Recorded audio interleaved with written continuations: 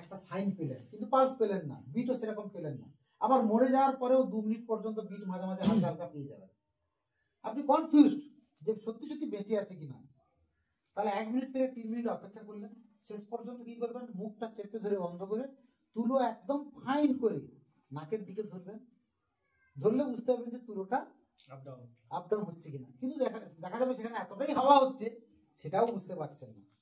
তাহলে কি করবেন, বেঁচে থাকুক আর মরে যাক আপনি চেষ্টা করুন। আমি ইলেকট্রিক শকের ব্যাপারটাই বলছি মূলত।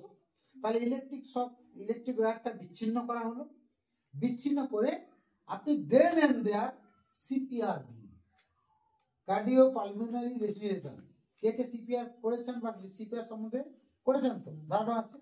তাহলে সিপিআরটা কিরকম করতে হবে, শক্ত বিছানা, খাট, মেঝে, মাটি যাই পাবেন পেশেন্টকে অবশ্যই শোয়াবেন এবং যতটা সম্ভব ওকে গরম কাপড় পরিধান করাবেন, গরম রাখতে হবে পেশেন্টকে। দুধ খাওয়ানোর দরকার নেই, গরম জল খাওয়াতে পারেন সেই মুহূর্তে পেলে, যদি না খেতে পারে তাহলে গরম জল দুধ খাওয়ানোর ব্যাপারটাই নেই। তাহলে ওকে গরম জামা কাপড় দিয়ে ঢেকে দিতে হবে, ঢেকে দিয়ে সিপিআর করতে হবে। সিপিআরটা কিরকম করতে হয়, এটাকে বলা হয় লাইফ সেভিং মেথড, জীবন বাঁচানোর একটা পদ্ধতি। মেডিকেল ম্যান হতে পারে, নন মেডিকেল ম্যান হতে পারে, সবারই সিপিআরটা জানা দরকার। এটাই হচ্ছে আমার প্রোগ্রাম আছে, নেক্সট প্রোগ্রাম একটা আছে। তো সিপিআরটা করতে হবে কিরকম, আমি অ্যাডাল্ট যদি ধরি, পূর্ণবয়স্ক মানুষ যদি ধরি, তাহলে দুটো, বাংলায় বলছি, দুটো স্তনবৃন্তের মাঝখানে আমাদের এখানে কি থাকে, এই হাড়টার নাম কি, sternum, ending part of the sternum. এই স্টারনামের উপরে যার যে হাতটা বেশি সক্রিয় উপরে থাকবে, এই হাতটা আমার সক্রিয় না, এই হাতটা বেশি সক্রিয়, তাহলে এই হাতটা উপরে থাকবে। হাতের এই অংশটা দিয়ে, হাতের এই অংশটা দিয়ে যে কেউ শুয়ে পড়ো, দেখাবো আজকে প্র্যাকটিক্যাল। বলছিলেন যে কেউ একজন শুয়ে পড়ো, যে কোনো একজন শুয়ে পড়ে একটু দেখিয়ে দেবো ভাই, যেহেতু জানে। প্রেসার দেবেন না, না প্রেসার দেবো না, প্রসেসটা দেখাবো।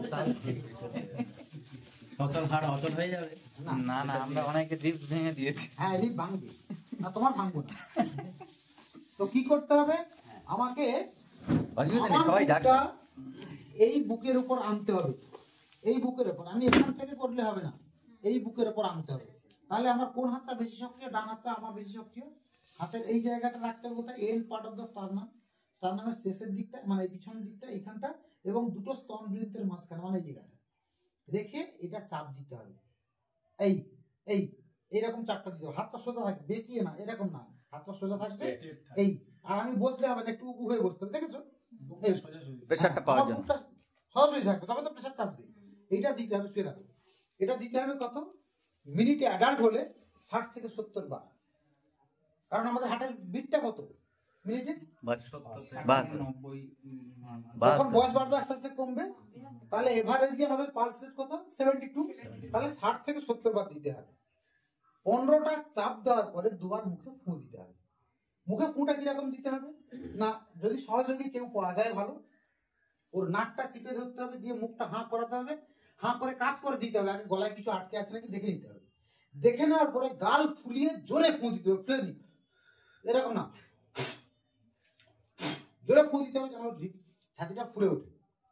হ্যাঁ, দুবার। তাহলে 15 বার চাপ, দুবার ফু, 15 বার চাপ, অনগোয়িং প্রসেস চলতে থাকবে যতক্ষণ না রেসপন্স পাচ্ছ। এদিকে হসপিটালে পাঠানোর জন্য অ্যাম্বুলেন্স ডাকুন বা যে কোনো পরিবহন ব্যবস্থা যা আছে ব্যবস্থা করুন, সঙ্গে সঙ্গে এইটা আপনাকে করতে হবে এবং সাধারণ মানুষকে এই বিষয়টা জানাতে হবে যে ডাক্তার ছাড়াও এই রোগীকে সেভ করা যায়।